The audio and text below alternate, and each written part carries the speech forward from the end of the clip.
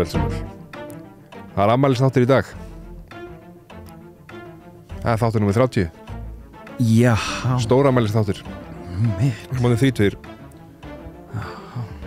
Til hamingju með það. Sömuleiðis. Og til hamingju hlustundur. Við erum tveir kallar. Ég heiti Haukur Bragason. Ég heiti Þorsteinn Einarsson. Og við ætlum að vera með ykkur hér í dag. Eða á einhverjum öðrum degi. Af því að þið getur bara valið hvernig það hlustið. Af því að þetta er ekki beinni. Já, við erum sannlega ekki með þeim í dag. Nema í dag. Þegar þau hlusta, þá er í dag. Já, þannig að við erum alltaf með þeim í dag. Á hverjum degi. Já, alltaf. Herðu, Já. ég fór í veislu í gær. Ok. Það er nú saga til næsta bæjar skal ég segja þér. Ó. Já, bara ég fari að hitta fólk. Ok. Mér líkar yfirleitt ekki vel við fólk. Nei. En ég Jú, þetta er gaman, öðru hvoru. Ok. Og fór í mjög áhugaverða samkomu sem ég hafa búið inn í. Og bara svona til að gefa þér dæmi, þá var mikið spjallað. Ok. Það voru mikla bransasögur. Og mikið hlegið. Mikið hlegið. Aja. Mjög stuttur fyrirlestur. Ok. Mikið hlegið. Kona að tattúa þá sem að vildu. Og líka dansað og búið fyrir klukkan 8. Býtu, hvers konar eiginlega rugl var þetta? Þetta var ákveður rugl. Ha? Þetta var ákveður rugl og þetta var sko já, hvað að segja, þetta er ferðaþjónusta sem að bauð svona fólki sem hún vinnur mikið með. Ferðaþjónusta sem heitir Pink Iceland. Já. Og er svona bara eitt af, þó ég segi nú sjálfur frá, eitt svona flottasta fyrirtæki landsins. Já. Og Hlutlaus. Já, hlutlaus. En þetta var geggjað. Ok. Og það var nú ekki það sem ég ætla að tala með, heldur sko í einhvern veginn þennan dag, í þessari veislu, eftir hana og eitthvað svona, þá var ég alltaf að hitta fólk sem vildi tala við mig um 2 kalla. Og svona ólíklegasta fólk sem að hefur verið að hlusta, sem Okay. ég hef ekki haldið að hefði hlusta á meira en hálfan þátt, skilur. Ok. Sum, Okay. en öðrum hefði alveg trúið til þess að spæna sig í gegnum allt sem þau greinilega gerðu. Ok. Og það sem ég fannst svo svona ég veit eiginlega ekki hvað mér finnst um það, en ég ætla að tala um það sko, að ég fattaði svona í þessum samtölum, kannski fólk sem ég hafði ekki hitt í, ég veit ekki, hálft ár, 1 ár eða hvað það er, allavega ekki síðan að við byrjuðum á þessu rugli. Að bara það veit miklu meira um mig en ég um þau núna, eftir að hafa hlusta á allt þetta trúnó sem við erum á hérna. Jú. Og það var áhugaverð vingill sko. En það sem að mér varst líka mjög áhugavert er að sko það var hægt að nota þetta sem stökkpall eða svona aðferð til þess að fara bara beint í svona frekar innihaldsríkar samræður. Bara skauta fram hjá smóltólkinu. Já. Það fannst mér áhugavert. Já. Þannig að, já, svona að fara í hvað að segja, bara áhugaverða samræður með mjög stuttu tilhlaupi. Já. Mér varst það svolítið sérstök upplifun sko. Já. Og fólk að spyrja mig meira út í eitthvað sem ég sagði kannski í trúnó. Já. Og ég gat þá notað það svo líka, en hvað með þig? Hefur þú lent í ykkur svipað? Og þá gáttu að fara að skiptast á sögum sko, Já. sem voru áhugaverðar. Já, Mér finnst það mjög skemmtilegt. Já. Og svo eftir þetta, ég hitti þess að held að, já, það voru 3 í samkvæminu sem töluðu mig. Ok. Töluðu við mig um þetta. Já. Og svo fekk ég skilaboð þegar að þetta var svona nálgast endalógin frá konunni minni. Já. Getur keypt mjólk á leiðin heim. Ok. Þannig að ég fer og gera það. Og svo bara er ég á leiðin inn í Hagkaup. Já. Og þá kallar maður á mig. Aukur Brásson, úr einhverjum bíl. og ég, fyrsta sem ég hugsa þetta eitthvað sem allar drullið mig af því að þú veist, já, út af öðru skilur, Já. en hérna ég svona eitthvað, rekka þess við eitthvað, og svo bara var þetta hérna maður sem ég hef ekki séð sko í mörg ár Ok. og við þekkjumst bara úr hérna ég bara úr, þú veist, úr þungarákinu í gamla daga Já. hann vildi bara sá mig og vildi aðeins ræða við mig Já, ok. og hann fór beint að tala um podcastið Jó, búin að hlusta á alla þættina Nei. búin að hlusta á 29 þætti af þessu Nei. rugli Hættu. og hérna Ha? sagði mig það, að þetta er rosa fínn náungi, komur ekkert mikið óvart að hann hefði áhuga á þessum málefnum Ekki gott að drulla yfir, hann finnst hann að hlusta, en ok. Nei, en hérna ég spurði hann og hvað finnst þér? Svona í alvörunni og hann bara, á ég að vera hreinskilinn og ég, já, það er það sem ég er að biðja ok, og þá fór hann að segja mig það sem ég vissi ekki að hann hefði rauninni sko, hann hefði fylgst með þér bara frá upphau bara frá að byrja á kallmennskunni þannig að hann er búin að fara í þetta ferðalag sko. Og hérna hann var að tala um sko og ég sagði, ég ætlaði að skila sér að gagnrýni hann var að bínu gagnrýna þig sko. Hann var að segja sko, þú veist fyrst þegar hann var að byrja með kallmennskuna þá var hann að tala svo mikið um svona jákvæða kallmennsku og hann var að tala um svona, gefa dæmi og þá var ég svona, já, ok og þá var ég svona áttum betur á þessu en núna í þessum podcastum og þó svo þið séu svolítið að tala um að þið séu að reyna það þá finnst mér þið vera of mikið að fókusera á eitraða kallmennsku, skaðlega kallmennsku og tala um það með of fræðilegum hætti og hann sagði, veit ekki hvort að hann var að tala um aðraða sjálf sig en hann sagði, maður sem er bara í meðalgreind hann á kannski svolítið erfitt með að skilja allt sem þið að þvaðra á svona fræðilegum grunni og ég spurði, er ég jafn slæmur á þáttinn? Og hann sagði, nei, ég vart aðeins skárri þannig að ég vann þessa lótu mér finnst þetta góð gagnrýni og ég ætla að taka hana til minn Þú ætlar að taka hana til þín? Já Sko ég puntaði þetta niður á mig sko. Já, við talið of mikið um skaðlega eitraða kallmennsku á kostnað þess að tala um jákvæða kallmennsku og fræðilegt og flókið fyrir meðalgreinda menn ótrúlega gott þegar að í kallmennskan sem sagt, já þinn fyrir eldri miðill var að útskýra á mannamáli og með svona góðum dæmum Einmitt. Mér finnst þetta góða punktur Já, hérna, þú varaði mig við að þetta gæti verið óþægilegt fyrir mig Já. Þetta er það ekki sko og þetta er ekkert nýtt ég hef heyrt þessa gagnrýni og ég hef tekið hann alvarlega bara allt frá fyrsta pistli sem ég birti að þess að þá hef ég fengið gagnrýni út á nálgun mína og hún hefur verið alls konar bæði er ég ekki nóg róttakur ofróttakur, ofreiður og fókusur á eitraða kallmennsku og fókusur á jákvæða kallmennsku í alvörinni og ég er ekki Er fólk aldrei ánægt? Nei, þú veist, það er alltaf hægt að einhvern veginn og svo kannski þegar ég gerði þátt sem að var bara ok, nú ætlum ég bara að fókusa hérna á eitthvað með þröngt, specific sjónarhorn og þá fæ gagnrýni þetta var allt og þröngt, það vantaði inn í myndin, æskilur þannig að, og þetta er bara held ég eitthvað sem að er eilíðar verkefni að finna tónin, fókusinn finna gullna meðalvegin Já, en ég náttúrulega hætti með kallmennskuna af ástæða því að ég fann að ég var orðin of þess að þreyttur bara mér fannst að vera of íþingjandi að vera að halda út í hlaðvarpi reglulega og sérstaklega þetta var vikulega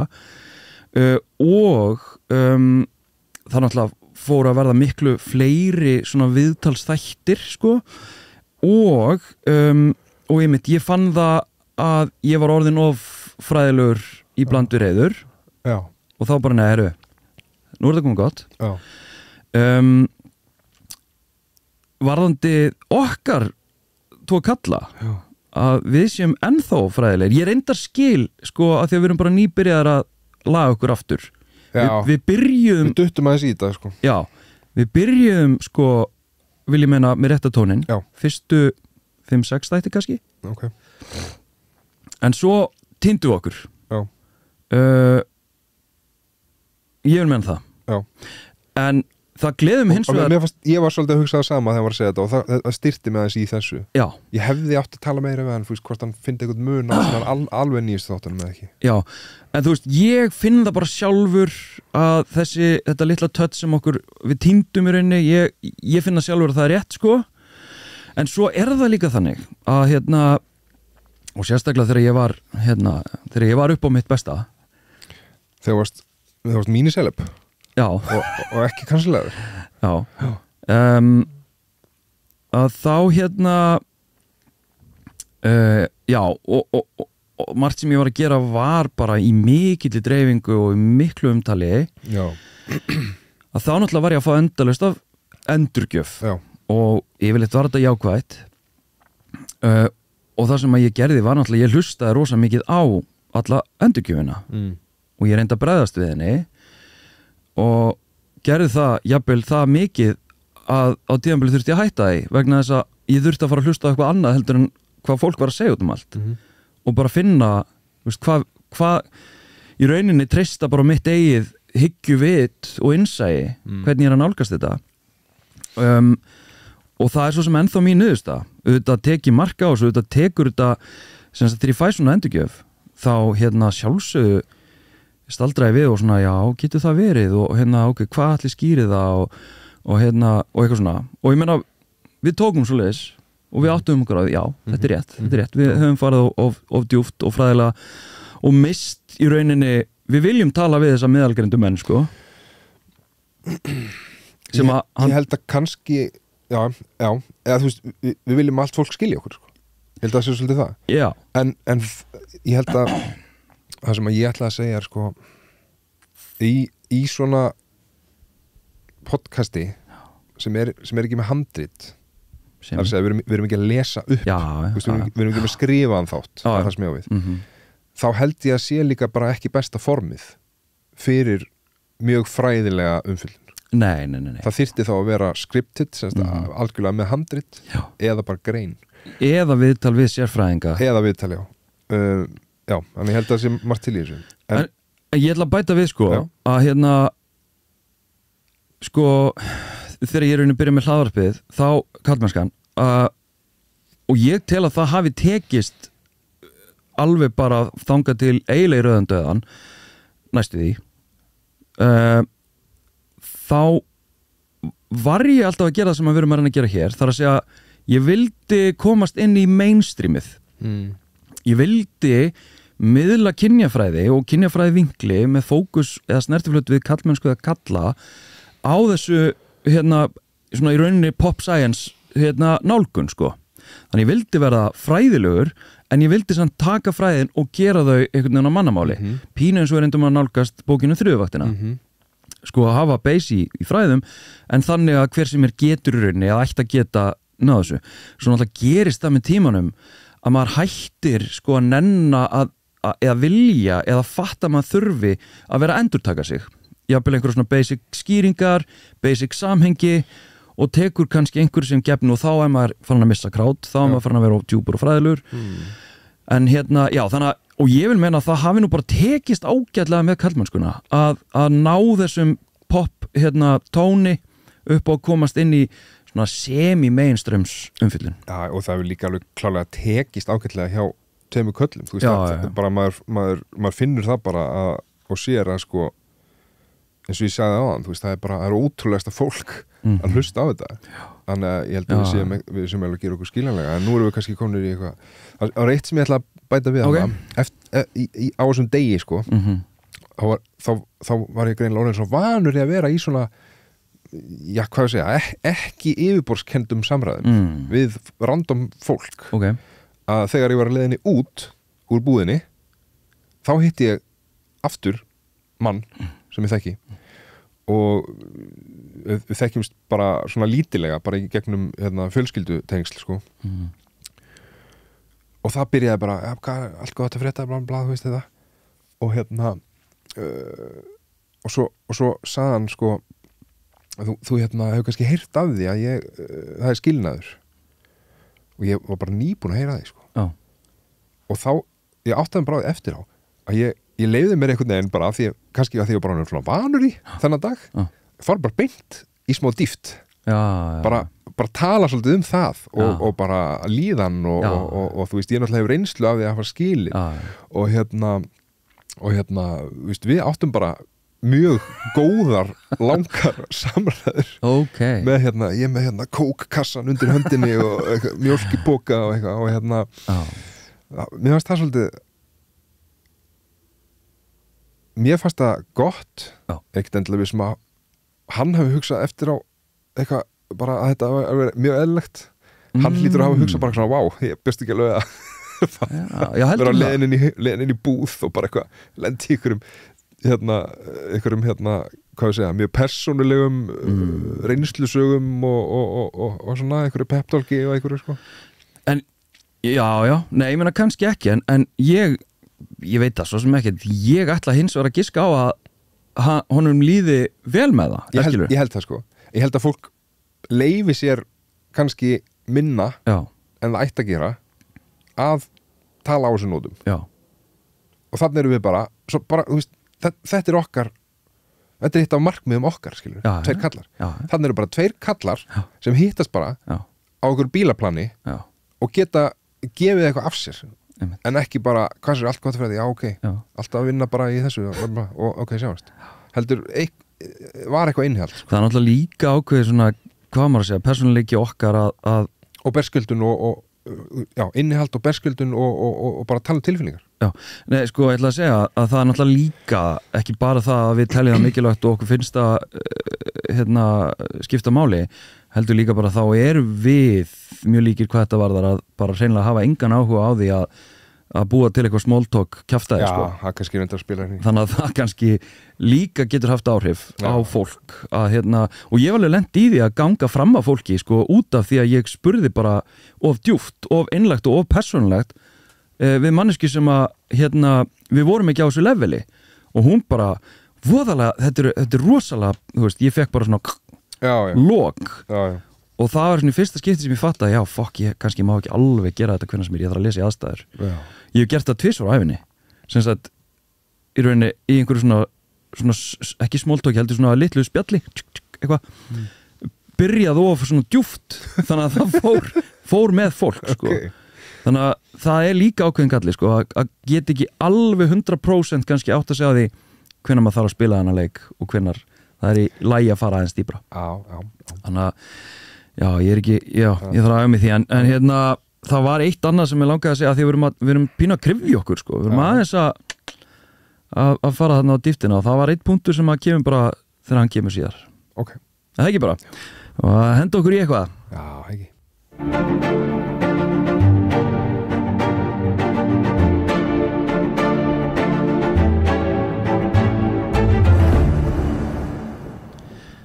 eitthvað dagsins ykkur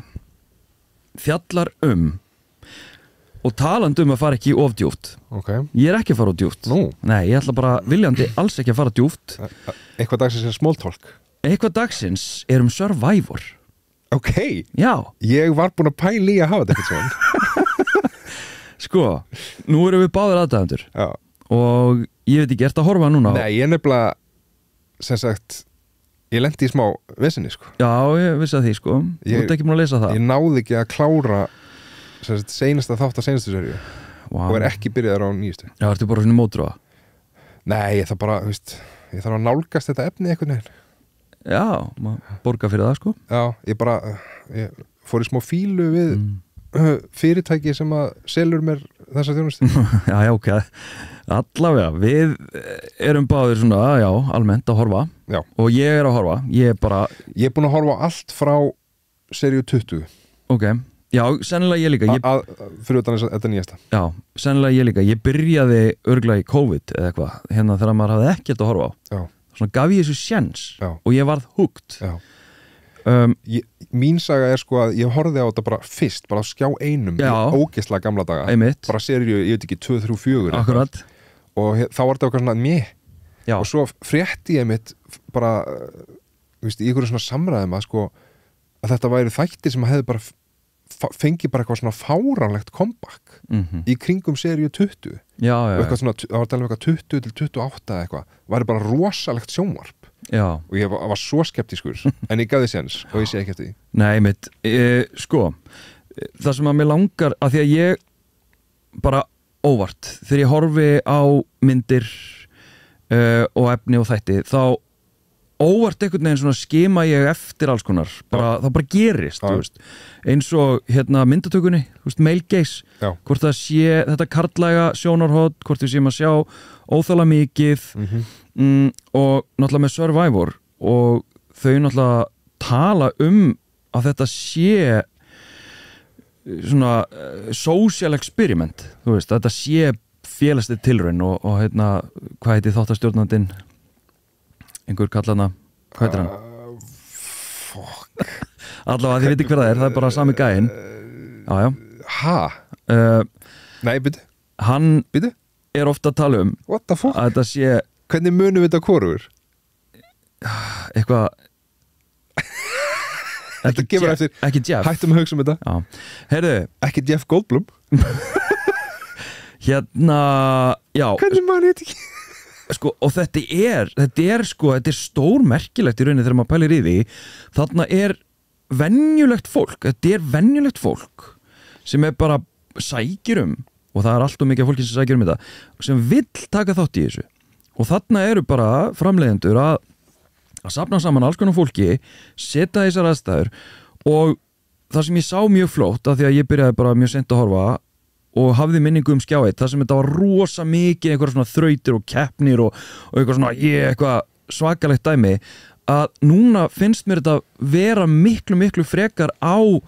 svona social skills og samskiptin og tengslin og svona plott og twist og eitthvað frekar heldur en fókusin á þrautirnar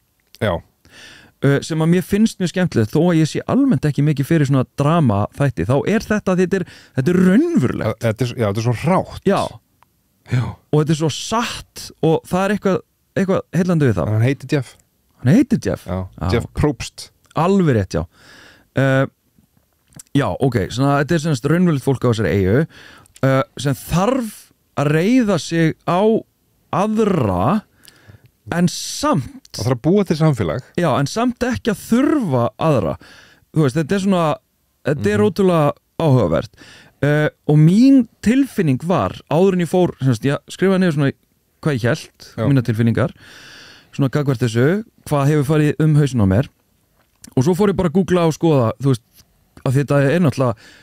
þvílíkt af data, af gögnum sem hægt er að skoða það er hægt að skoða svo margt mín tilfinning var að félagsfærni og samskiptafærni skipti langmestu máli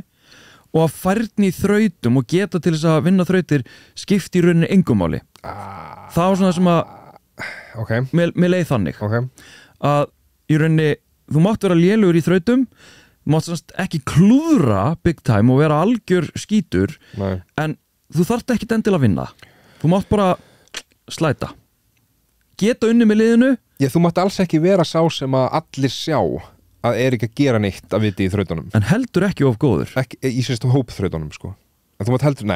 þá ertu orðin meat shield sko. Já, þá ertu orðin ógn þá ertu orðin target og ok, allavega þannig að ég fór svona að pæla, ok hvað mátt ekki vera goat nei, einmitt goat er notað sérst öðruvís í Survivor fyrir þau sem ekki vita það er ekki greatest of all times heldur bara, það er svona einhver sem þú leiðir áfram og hann bara gerir það sem að þú vilt og leggur ekkert til og er bara svona erðna og það er sko twistið í Survivor er að sko þau sem að eru kosin út kjósa þann sem vinnur af þeim 3 sem eftirstanda það er twistið það er ekki bara sá sem að vinnur senustu þrautina sem vinnur nei, og það er svo geðveikt sko. Og líka bara að fá að kynnast þessum karakterum og flækjónum og baktalinu og pyrringnum, þetta er dásanlegt sko. Svo kemur bara svo mikið af því að þú veist þetta litla úrtak endurspeglar náttúrulega þýðið og það kemur bara svo mikið af svona vandamálum heimsins í dag kemur upp að það og það kemur inn á það eða? Já, ekki með það sinna en ég semst skoðaði sigurvera eða öllu heldur einkenni sigurvera og bara ekki segja mér hver vann seinustu þraut samt Nei, ég tala ekki það sko en bara almennt þá eru 30 kallar sem hafa vunnið og 18 konur yngsti var 22, elsti 57 og svo fekk ég aðstoð við að greina eða meta sko hvað þú veist, dæmi gerur sigurvegari Survivor það hvítur kallmaður á aldrinum 30 til 35 ára Já, okay. Það dæmi gerur sigurvegari en auðvitað, þú veist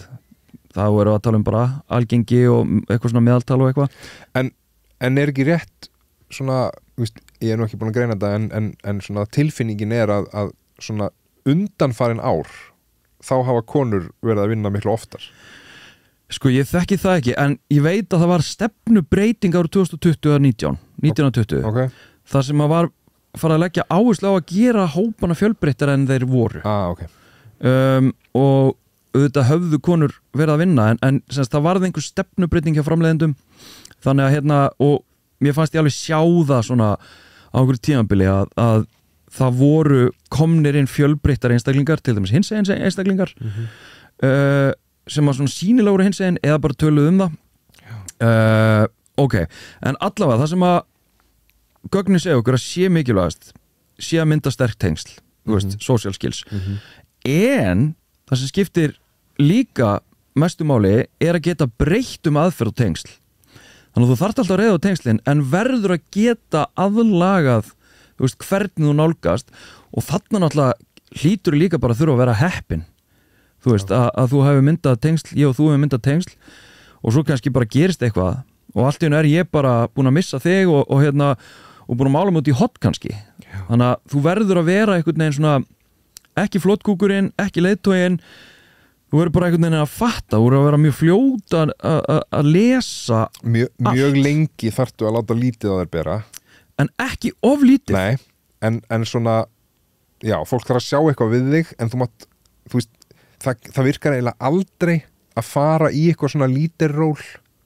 og þú veist, fara að segja fólki hvað best að gera eða eitthvað svoleiðis það backfirear eiginlega alltaf og svo held ég að þú veist tala heppni, ég held að sko, þetta tengist líka því að þú þarft að reiða þig svo mikið á hvað sko aðrir segjum þig Já. Þú veist, við kannski, ef við erum að keppa Survivor þá erum við með ákveðið samband og svo ég með þriðja aðila með ákveðið samband en sá þriðja aðili hann geti rústa mér út frá einhverju sem hann veit þú veist, okkar samband og svo fáum við sem áhorfendur að sjá miklu meira en keppendunir og maður stundum svona gleymir því að fatta reyndar þetta náttúrulega fáránlega vel klift saman og eitthvað en já, því að stundum maður bara byrju, hvað gangi maður? Hverju pælir ekki þessu? Hverju hagar þau svona? Hverju gerur þetta? Og allavega, ok, það sem ég að fara með þessu að ég upplifiði oft að valdakerfið sé einhvern veginn svo augljóst sérstaklega í kosningunum á þessum þingum og þegar ég segi valdakerfið þá ég bara að tala það sem við búum við það við ákveðin hópar í forréttindastöðu og aðrir ekki og þá getum við talað svart fólk eða brúnt fólk, við getum talað hinsegin fólk og konur og mín tilfinning var að keppendur, það var tilhneiging keppenda að kjósa fyrst út hinsegin fólk að það var hinsegin og konur og svarta svarta á undan konum það var mín tilfinning og oft svona, sérstaklega þegar ég svona byrju, getur verið að þetta sé svona eitthvað þá var það bara þema, það var bara kannski fyrsta þingi og það var svarti gaurinn sem var reikin út eða svartakonan, það var bara nokkur þættir sem voru þannig og það var áhugavert en þú veist, það náttúrulega bara til þess að hvað maður að segja, það getur verið svona staðfestingavilla að ég að leitast eftir þessu þannig að ég skoðaði gögnin og það eru semst félagslegir útlagar sem eru kosnir snemma félagslegir útlagar það þá verið að tala til dæmis hinsegin einstaklinga það er að segja einstaklingar sem eru á skjön við fleiri í hópnum við hópin sjálfan en þetta getur líka bara verið félagslegir útlagar sko að því að þeir eru svo hlétræðir eða feimnir eða óframfærnir eða lokaðir eða frekir stjórnsamir eða það eitthvað annað sem að fólk bara vill ít út eða það þannig að einmitt síðan það, þetta voru þeir sem voru kosin fyrst út og eru almennt kosin fyrst út það er svona, jaðarsettir einstaklingar í rauninni síðan það sterkir svartir einstaklingar sem eru þá, eins og ég túlkaði það, líkamlega fit og eru svona, já, virðast vera dálítið svona kröftug þau eru kosin mjög snemma, almennt síðan það fallegt og fit fólk ef þú ert of svona aðlaðandi þá ertu hérna líklega kosin út fyrir ef þú ert eldri kallmaður þá ertu kosin út snemma og svo náttúrulega þau sem eru með einhvers konar trublandi tilvist eru hávarir, stjórnsamir, frekir þú veist, það er svona en þetta er svona 5 tegundir sem eru kosin mjög snemma og í þessu samhengi þannig að í rauninni fekk ég ekki þá staðfestingu sem ég var leitast eftir að konur væru kosnar út sko snemma ég fann ekkert það þó það sem mín tilfinning en þá og líka en allavega það er klárlega að vinna mun sjaldnar með þessi tölur sko þó svo að kannski sé ekki endilega kostnar út með þeim fyrstu einmitt en það sem að mér finnst áhört og ég hef svo sem ekkert fyrir mér það er bara pæling að hérna sem að ég veit ekki hvort ég getum eitthvað yfirfært á samfélagið en sem sagt að því að Gyða Pétursdóttir sem er prófessor í kynjafræði hún hefur talað að því að í náminu voru stundum veltaði fyrir okkur ég menna akkur mynda konur ekki bara bandalög eins og við sjáum kalla gera í Survivor? Nei, bara almennt í lífinu að við sjáum að því það er oft talað kalla samstöð. Það gera það í Survivor? Já, býtu, ég er að koma að því. Við sjáum og erum ofta gagnrýna kallasamstöðuna. Kallar standa með öðrum köllum og sérstaklega svona ríki kallar standa með ríkum köllum. Einhver ríku kall sem að fyrir á hausum með félagi sitt, hann er bara komin í einhvern annan business eftir smá stund. Já, flottu kall. Og það hefur verið rannsakað að ríkir kallar þeir styðja við aðra ríka kalla. Það er alveg merkilegt. En allavega, og svo þessi kallar sem að allavega ég er að heimsækja rannsóknir sem eru eldri og vera að skoða svona kalla sem voru valdastöðum og þetta var einhvern veginn greint ég held að þetta sé upp úr 90 eða kringum 2000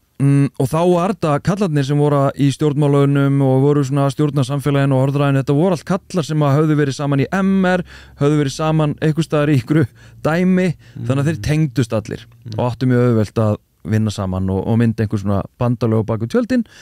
og þá voru ég að segja en ég menna, akkur gera konur það þá ekki bara þær eru hérna í alls konar valdastöðum og okkur gera þær þetta ekki og þá sagði Gyða að konur hefðu ekki sömu burði félagslega til þess að mynda þessi sterku bandalög þannig að það skipti svona miklu máli og hérna sú hugmynd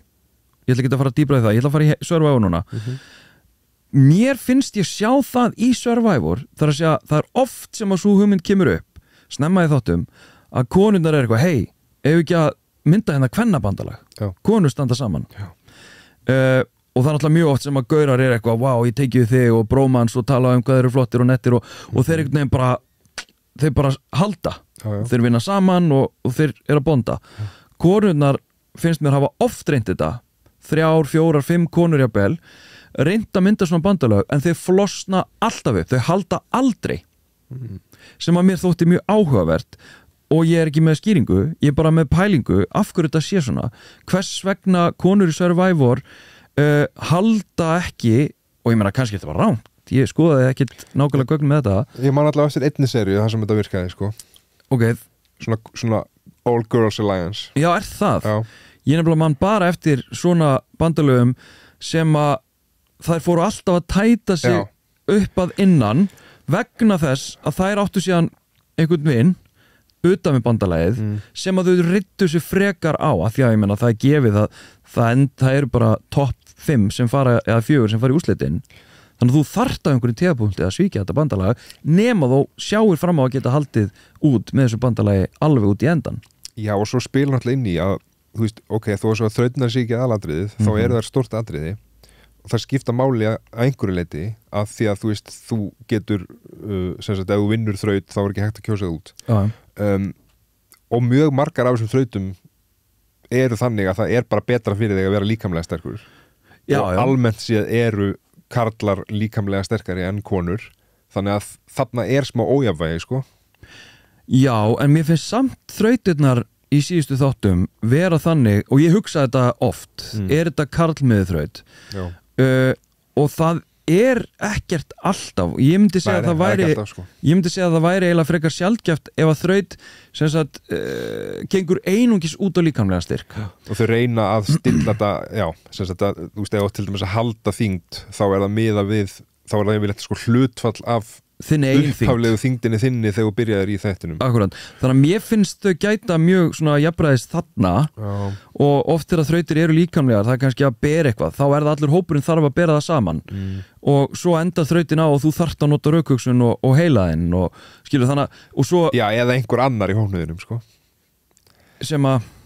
annar í hópnum að, þú veist, það er ekki allir sem sjá púslið sko, eða Nei, ég er að segja að þannig að þú getur komist langt og hefur oft séð það, þú getur komist langt á að vera bara frekar einfaldur sterkur kallmaður já, af því að þú þarft ekki að þá setur bara eitthvað annað fólk í að gera heila þrautir sko. Já, þangað til að það kemur að einstaklingskeppnunum sko, sem að er þarna þegar það eru svona 10-12 eftir þá fyrir þetta að vera vesinn og þá er þetta náttúrulega mjög vandræðilegt en það sem ég er að segja hérna er að líkamlega styrkurinn hann er klálega ekki í frontinum eins og ég uppliði svona á fyrstu seríunum í Survivor og þegar það eru svona einstaklingskeppni sem að reyna einhvern veginn á líkamlega styrk eða getu þá jú sannarlega það er ekki gott að í rauninni hafa aldrei þjálfa líkamaðinn þannig að hérna þó ég hafi verið íþróttur lengi að þá held ég að ég myndi klúra eiginlega öllum líkamlegu greinunum sko sem krefst þess að ég haldi mér upp við eitthvað staur eða fá eitthvað pínulítið stig til þess að halda mér og halda jafnvægi, þú veist, ég myndi bara alltaf skýta á mig sko. Þannig að, jú, sannlega þarf það að vera einhverju leiti fitt og kunna synda. Já, vera góður að synda og stinga sér. Já, fólk sem hefur keppt í þessu sem var ósynd, það er ekki góð hugmynd. Nei, það er rosa skrítið. En já, að lokum ætla ég bara að segja að því ég var að heimsækja valdakerfið, við varum að tala um að það var tilhneiginga að ákveðnir hópar myndu vera kosnir út fyrr en önnur að þetta væri svona kannski að endurspegla einhver leiti samfélag okkar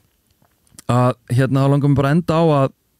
tala, að nefna bara fyrir fólk sem hefur áhuga á að skoða ómeðvitað hlutdrægni hjá sér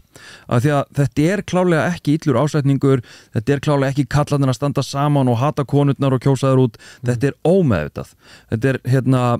maður ekki hvað heitir á ensku, implicit bias held ég alveg örugglega og það er semst til test á netinu frá Harvard háskóla, hefurðu prófað það? Örugglega ekki, ég veit ekki hvað það tala við, semst Sóley Tómasdóttir hún kynnti mig fyrir þessu og þetta er búið að vera til í sko örgulega áratugi og við notuðum þetta alltaf hérna þegar vorum að búið til fræðslu fyrir Landspítalann ég Sóley og Herdís byggum til svona inngildingar jafnréttisfræðslu fyrir Landspítalann fyrir nokkurum árum sem að ég enda dróð mig út af því að ég bara var í burnouti og var ekki að fíla þetta já, þetta heitir sem sagt þetta heitir, skal ég eitthvað segja kæru vinnir ég með þetta fyrir frá mig, ég er bara að leita nafninu Harvard Implicit Association Test, þið getið googlað þetta Harvard Implicit Association Test og það er bara að fara inn á vefsíðu og það er að taka þessa ómeðvitu hlutdrægnis próf, eða þessi próf út frá ýmsu transfólki, kynjuðu sjónarmiði í vísindum þetta getur tengst fossetum, þetta getur tengst fólki hérna, hispanic ættum þetta getur tengst reis, vopnum arabum, þyngd múslimum, fötlun aldri, þú veist, það er bara implicit bias, eða ómeðvituð hlutdrægni sem að getur tengst þessu öllu og ég veit ekki nákvæmlega hvernig prófið virkar en það skiptir semst máli, maður að svara svipum spurningum mjög oft og það skiptir máli að vera hraður að gera þetta og þetta er eitthvað svoleiðis mjög áhugavert stuð. Já, þannig að ég mæli með bara í samhengi við þetta því að ég held að það sé að gerast í Survivor að fólk er að fara inn þarna með sína ómeðvitu hlutdrægni og er þar að leiðandi að taka ákvarðanir og mynda bandalög ómeðvitað með valdakerfinu og þannig að endurskapa það Já. Var þetta oflókið? Nei Spurðu hann að Hannes Spurðum Hannes vinnin hann sendiði kannski skilabóð bara það sem ég langar að koma inn á áðan er sko að það sem mér finnst svo áhugavert er þetta með að þú veist við erum að með hópa fólki og það endurspeglar svolítið stærra samfélagist sem það fólk kemur úr og þú veist, það er náttúrulega, þú veist, fólk kemur hann inn með sína reynslu og hérna, já, þú veist, bara allt sitt líf á bakinu og allt mótlæti sem að það hefur þurft að díla við fram að því og það kemur stundum svona á, sem sagt ættbálka þingum þá koma stundum bara svolítið svona heimspekilegar og tilvistarlegar vangaveltur upp og hérna, mér veist, sumt að því er búið að vera svolítið áhugavert undanfarið og það hefur já, þetta hefur kannski verið aðeins þú veist, margt fólk myndi segja að þetta hafi verið allt of woke, Survivor er woke, það er náttúrulega allt woke í dag en sko, mér hefur fundist það rosalega áhugavert að sjá þannig að hóp af fólki með þennan rosalega bandaríska kúltúr tala erfið málefni eins og bara, þú veist, brúnt fólk að segja hvernig það er að vera brúnt í samfélaginu í dag eða svart fólk, eða hinsegin fólk eða konur og bara, þú veist að fæst oft svona falleg samstaða og samræður og skilningur sem að er svona einhvern veginn alls ekki þess að maður bjóst við af einhverjum þrautaþætti. Nei, einmitt, þetta er eitthvað svo það er eitthvað svo sérstakt við hennar þátt, sko. Einmitt, og ég man alltaf þegar þú segir þetta, þá var þáttur það sem einmitt var einhver brúnaði svört kona þetta var örugglega í kjölfarað Black Lives Matter hérna upp úr 20-ish að þar sem að það kemur bara einhver sprengja og hann vinnur okkar Jeff Probst er líka ótrúlega góður að halda í mómentið að bæði að halda mómentinu, þú veist, að vera ekki já, er það ok, eitthvað, þú veist, hann er og hann leifir því að gera sem er að gerast og hann er jafnvel ígir það. Já, hann leifir sér líka ofta að spyrja bara svolítið bara djúft bara, þú veist, af hverju finnst þetta? Hvernig er, þú veist, þín reynsla af þessu og þú veist, viltu segja eitthvað meira um þetta? Já. En ekki einmitt að fara bara, en þú hérna, Hannes, hvað segir þú? Já, og líka það sem hann gerir stundum og hann svona, og við sjáum það því að við erum með myndavélina og myndavélina er allt í kring og það er close-up og eitthvað, ég veit ekki hvort að framlöndu sé alltaf með hann í eyrunum eða hvað, en mér stundum alveg magna hvað hann tekur eftir. Það var ein þraut daginn sem einhver tapaði og hún var ógeðslega, sko, hún var sorgmætt og hún var ekki eitthvað pirruð eitthvað, heldur bara myndavélinn sem gerði close-up og maður sá bara, hún var einhvern veginn hálfpartinn að brotna niður og svo bara alltaf þegar þrautur er búnar, já, hérna þið vinnið hérna til hamingju, þið fá hérna eitthvað friðavelunin hérna eitthvað og þið fá ekki neitt og oft er þetta bara búið en þarna þá stoppa hann og sagði hvað er að gerast hjá þér? Já. Þú veist, og það verður eitthvað rosalegt sjónvarp eins og í þá seríunni sem er næst nýjust hér, þá var fókus á eina sem var einhverf og hún átti rosalega erfitt með ákveðnar aðstæður. Akkurat. Og þau leifðu sér bara svolítið að kafa þess í það náttúrulega með hennar samþykki og bara spyrja hann og beða hann að deila svolítið bara hvernig er þessu upplifun hjá þér meðast, þú veist, þarna er bandarískt samfélag, þú veist, þetta er fjölskylduþáttur, skilur að læra hitt og þetta á rosalega furðulegan hátt, þú veist, gegnum Survivor. Nei, meina, og þetta er náttúrulega kannski að einhver leiti það sem við viljum reyna að gera að sko gefa innsýn í, þú veist, við erum bara venlegaurar að reyna eitthvað að finna út úr þessu rugleallu, reyna að vera pappar og makar og einhverju kallar sem að eru ekki baneitraðir þú veist, og bara reyna einhvern veginn að hvernig erum við að díla við þetta, hvernig höfum við verið að díla við þetta, hvað mistökur erum við að gera svona í smá samingi sko en já, það var rosalegt með það dæmi og það er mitt kom vil ég meina svo falleg blanda af svona íhaldsamri kallmennsku af því að það var semst svona aðeins eldri maður sem að svona var hennar haldreipi gamall slökkulismadur og pappi og eitthvað svona og hann var svona þessi vendari sko en á sama tíma var hann eini sem að þorði að fara inn í tilfinningarna að vera mjúkur og vera til staðar tilfinningarlega til staðar ekki bara líkamlega og oft þurft hann að brjóta svona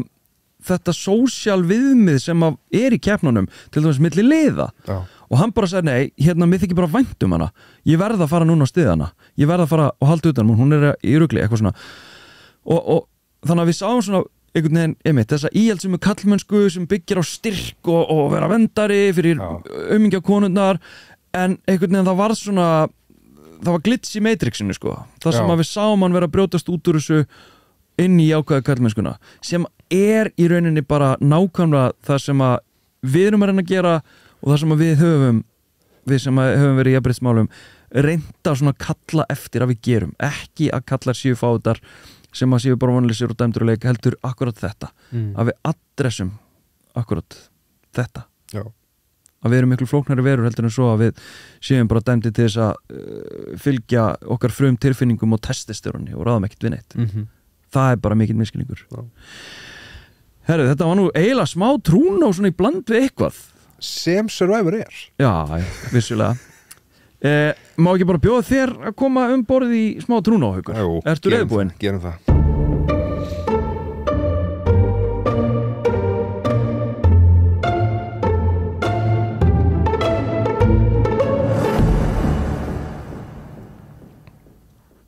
Herru, trún og dagsins verður í þyngri kantinum Já, ég til ég það og það tengist nýliðnum atburðum Já, ok Við lentum nefnilega í því ég og kona mín að það var farið að tala mjög illa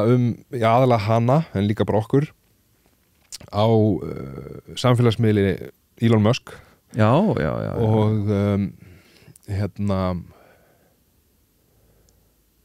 og ég fekk smá svona þetta var svona svolítið eins og í gamla daga sko. Þegar það var verið að drulla yfir mig á, þú veist, maður vissi það á einhverjum samfélagsmiðlum og eitthvað svona en fókusinn var á hana og stuttumáli sagt þá sem sagt skrifaði hún 2 greinar á það sem heitir í dag Heimildin en hétt þá líklega Kjarnin Kjarnin á annarkvort okay. en þetta er núna á Heimildinni sko og skrifaði sér 2 greinar þegar að hryðverkin í Bataclan voru fyrir þess að það er akkurat 10 ár ég held að þetta hafi verið 13. nóvember 2015 allavega nálægt því og það komu umræður á X aðalega frá nafnlausum mönnum og mér fannst þetta bara þetta er svo ég veit ekki ég ætla bara tökum dæmi skömmu áður íslenski ríkisborgarinn Íris Nóvenstein smaug sér inn í íslensku deildina í HÍ birti hún grein í Geimildinni hvernig frönsku ungmennin sem voru hrottalega myrt á Bataclan gátu sjálfum sér kennt þetta er náttúrulega í fyrsta lagi ekki rétt og en já, það er önnur saga greinin birtist áður en líkin voru borin til grafar og svo kemur einhver listi af einhverju svona, þetta er svona screenshot, kemur einhver listi af atriðum sem að eiga hafa verið framkvæmt í fjöldamorðinu eða hryðjuverkunum, eða hvað sem við viljum kalla það með eitthvað bara rosalegt sko eitthvað testicles shoved down throats while still alive baby ripped out of the womb left on the floor sorry, ég tók ekki trigger warning women raped post-mortem og eitthvað svona í þessum hryðjuverkum já, það er þetta áhafa átt sér stað en sem sagt allir fjölmiðlar hilmdu yfir já og þú veist, ef þetta fólk vill lesa sér eitthvað til þá er náttúrulega, þú veist þetta er náttúrulega samsæriskenning til að byrja með, þetta er ekki staðrendir og þú veist, þú getur farið á heinar og þessar síður eins og Snopes það sem er búið að rannsaka þetta og það komast að þetta er náttúrulega bara eitthvað della en veit ég, nú bara veit ég ekki hvað það tala um það verður að byggja þetta sko hvaða fjöldamorð er þetta, hver voru morðingjarnir ég bara man ekki eftir þessu sko það er eiginlega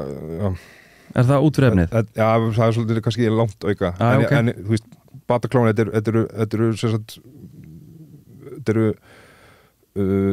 þetta er hryðjuverk sem er framið á tónleikastað í bara hverfi í París fyrir 10 árum okay. og þetta var bara þetta er einn stærstu hryðjuverk sem átti stað í Fraklandi sko. þetta var rosalegt sko. Okay. og hérna á þessum tíma þá voru þess að því man mjög vel eftir þessu sko, og náttúrulega þetta fekk alveg rosalega á Írisi, konuna mína hún sko, þú veist hún heldur nú að skrifa það í annarri greinni, þú veist, það bara svona það brotnaði bara eitthvað innra með henni sko. Þetta var bara svona við hryðjuverkin já. Og hérna veist, þetta var þetta er í hverfi sem við höfum oft verið í þú veist, hún náttúrulega þú veist, hún er þaðan, skilurðu þú veist, hún fæðist bara rétt fyrir þann París, skilurðu og þú veist, þetta er hennar fjölskylda býr hann í kring og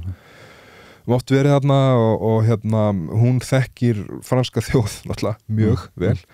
og hérna hún þekkir líka baksuguna sko. Hún þekkir hvaðan þetta kemur og hún var svolítið að skrifa svona á þeim nótum og ég bara hvet fólk til þess að þú veist eða vill bara leita eftir þessum greinum að þær eru bara góðar og það standast alveg tímans tönn þó svo hafi verið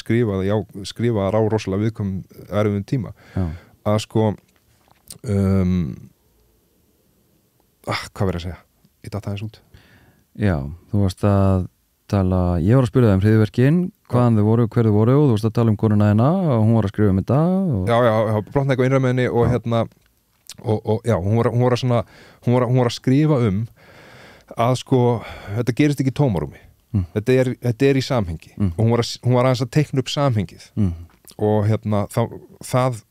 fer greinilega 10 árum setna rosalega fyrir brjóstið á ákveðnum nafnlausum mönnum og reyndar einum sem kemur fram undir nafni hann var einn nafn undir nafni að sko en það sem ég ætla að tala er sko já, er orðfærið og svona þetta hvernig, já, ég ætla að halda fram hvernig að tala þetta og ég reyndar með bara ég er með hann bara nokkuð screenshot sko og kemur annar nafnlaus af hverju er gyðingur frá Fraklandi í íslensku deild HÍ sem að þá að vera konaðin eða hvað já, af því að hún er með sem sagt hún er með nafn sem að fólk geti haldið að væri gyðingarnafn sem sagt ættanafn hún er ekki gyðingur og foreldrar er ekki og ömmur og afar eru það ekki og þú veist bara, en hún er vissilega af gyðinga ættum veist, bara lengra aftur í aldir skilur og svo svona eitthvað svo rosalega mikið tala svona ég fann allavega 3 sem töluðu bara eitthvað, hvað sagði Nóenstein bla bla bla, þú veist, það var að nota bara ættanafnið hennar í staðin fyrir nafnið, fullt nafn eða bara það sem við myndum með eðlilegu íslensku samhengi, þú veist, þá heitir hún bara Íris eitt reyndar setti millinafnið hennar í gæsalappir Já. Ég áttaði mig ekki alveg á því það er sko Íris og svo innan gæslappa Edda Nóenstein ég fatt ekki alveg pælinguna sko Já, því að hún heitir ekki Edda hún er Edda ég veit ekki þykjustunni ég meina þetta er bara nafnið sem henni var gefið við fæðingu, hún heitir Íris Edda Nei, ég held að þetta sé að vera að vísi það þetta er ekki, að því að Edda er svo íslenskt Já, ég veit ekki, kannski ég er bara svolítið erfitt með að díla við það að hún hafi ekki fæðst á Íslandi en samt fengið íslenskt nafn en það er bara því að þeir viti ekki baksögu hennar en þeir eru tilbúnir til þess að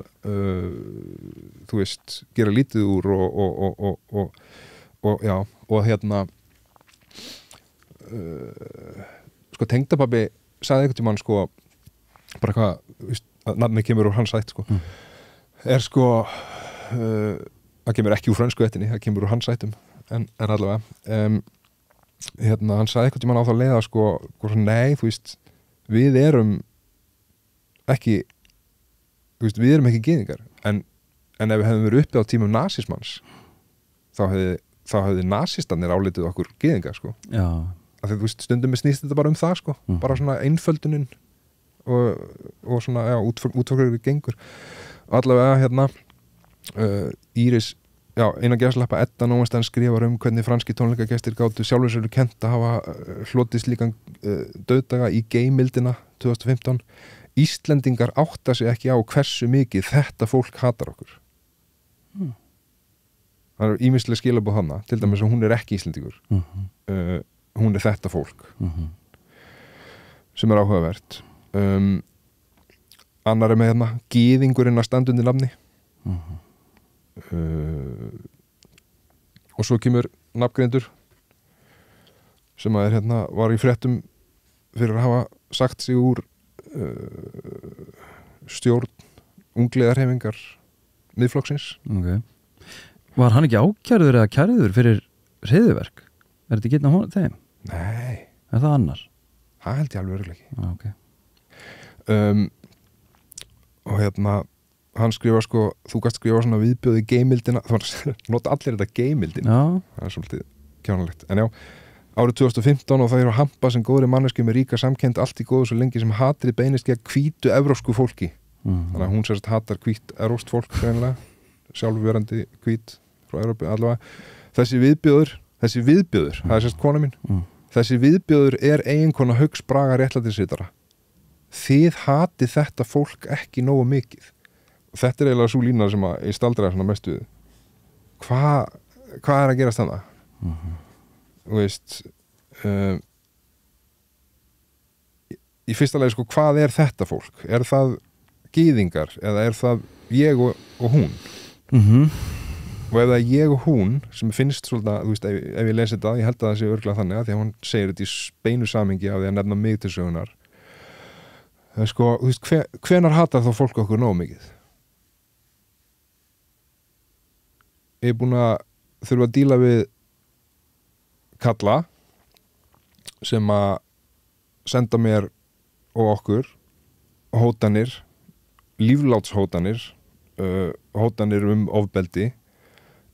screenshot af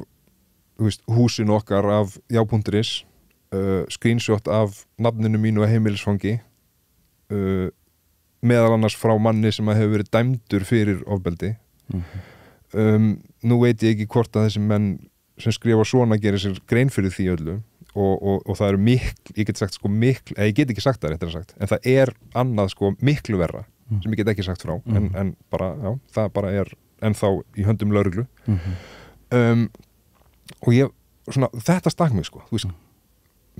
í fyrsta lagi er verið að það er verið að kalla á einhvern hóp hana sko. Það er verið að kalla til einhvers konar sko, það sem að þau kallaði yfirleitt föðurlandsvini, kæru föðurlandsvinir og það er verið að senda þeim skilaboð sko. Þið hatið þetta fólk ekki nógu mikið og hvað er verið að fara fram á og hvenar eru við hötuð nógu mikið. Ég ásvöldi erfitt með þetta sko.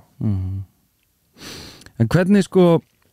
að því ég sá að þér var blanda aðeins inn í þetta, ég reyndar misti eiginlega rosa mikið af þessu, eina sem ég sá var eiginlega viðbröð hennar við þessu sem var í gangi sem voru frábær. Já, en sko það sem ég velti fyrir mér er og sorry, sem urðu líka til þess að rosalega mikið af fólki sem er náttúrulega, þú veist, það eru mjög fáir á X lengur sko, rosalega mikið af fólki áttaði sig bara í fyrsta skipti á því bara hvað er í gangi, bara er þetta í alvörunni bara að grassera þarna hellingur af bara fólki úr háskólanum, úr fræðasamfélaginu og líka bara, þú veist, hvað að segja kannski ekki alveg á þeim aldri að hafa verið á Twitter þegar það var hétt sem var bara í sjokki bara að sjá screenshots af umræðinni sko. Já, að því að þó þetta séu nafnlausir einstaklingar þá eru einstaklingar á bakvið þetta sko. Og ég held að fólk fatti það ekki alveg. Við veist ofta eins og já, er þetta ekki bara einhverju nafnlausir bottar? Þú veist, þetta er actually fólk með raunverulega færni til þess að gera hluti og skrifa hluti og er að hugsa og tala og tjá sig með þessum hætti. En mér langaði að spyrja þig út frá þessu sko þarna beinist fyrst og fremst hatrið, drullið og viðbjörun gegn sko konu sem þú elskar, konu sem þú átt barn með. Hvernig líður þér þegar að það er í gangi og það beinist ekki bara þér? Já. Þú veist, þetta beinist minna þér miklu meira bara að henni og hvað hún stendur fyrir og dreigið í efa hennar heilindi og skilur þau. Mér finnst það svona 50 sinnum verra en þegar það beinist gegn mér. Af því að þú veist, líka ef það beinist gegn mér, ég er náttúrulega forréttinda, þú veist, ég er efstur í forréttindapíramídanum sko. Eða næst efstur, af því að ég titla mig feminista það eitt skref fyrir ofan það er að vera ekki hrifin af konum en sko að og ég get alveg sagt að sko í langflestum tilfellum sem að ég lenti varð fyrir barðinu á einhverju svona þá var það út af mínum gjörðum ég tók einhverjar ákvarðanir og ég fór í einhvern slag og ég sagði eitthvað við einhvern og það backfærar eða verður að einhverju svona rugli ok í þessu tilfelli og þá kannski bara í fyrsta skipti bara, þú veist, sem að hún upplifir það fyrsta skiptið sem að pappinar upplifir að nafnið hans er nóg til þess að fólk bara kemur með svona bara gyðinga fordóma hatur mér finnst það er eitthvað svona nýtt level sko. En varandi þetta, já, hvernig líður mér bara, þú veist, mér finnst þetta bara hvað kraumaði mér finnst þetta miklu verra já, ok en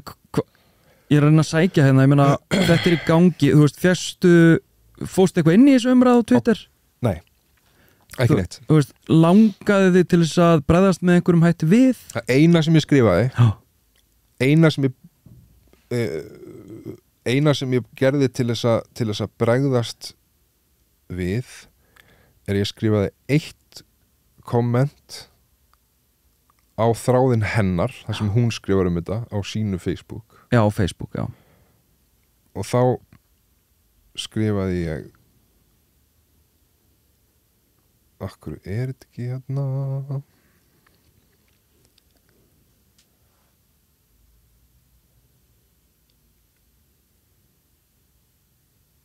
Viltu að ég finni konuna hérna á Facebook?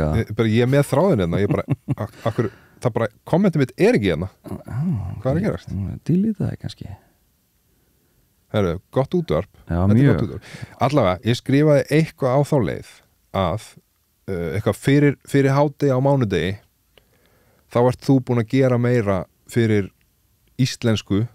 og Ísland en þessir nautheimsku rasistar munu gera á allir sinna ævi þetta var nokkurn veginn orðrætt svona og það var eina sem ég skrifaði en og það líka, þú veist, bara þetta dæmi með, þú veist, bara hvað er gyðingur frá Frakklandi ekki íslensku deild HÍ það sem hún er að gera þar er að hún er að til dæmis sko reyna að nota þessa blessuðu gervigreind til þess að við getum notað íslensku á sama hátt og fólk notar ensku í tækni umhverfinu að þú veist, fólk með Alzheimer geti kannski tjáð sig lengur með tækni á okkar tungumáli hitt og þetta sem ég bara get ekki nefnt á staðnum en bara, þú veist, hún fór í gegnum það á Já, ég með þetta fyrir frá mig okay. Hún sem sagt, segir henni, þetta bara dreipast upp á sig, þetta er svolítið langur pistill hérna frá henni í gær segir Íris konaðinn Í gær var dagur íslenskrar tungu og ég eyddi því miður allt og stórum hluta hans í að hugsa miklu leiðilegri hluti en íslenska tungu.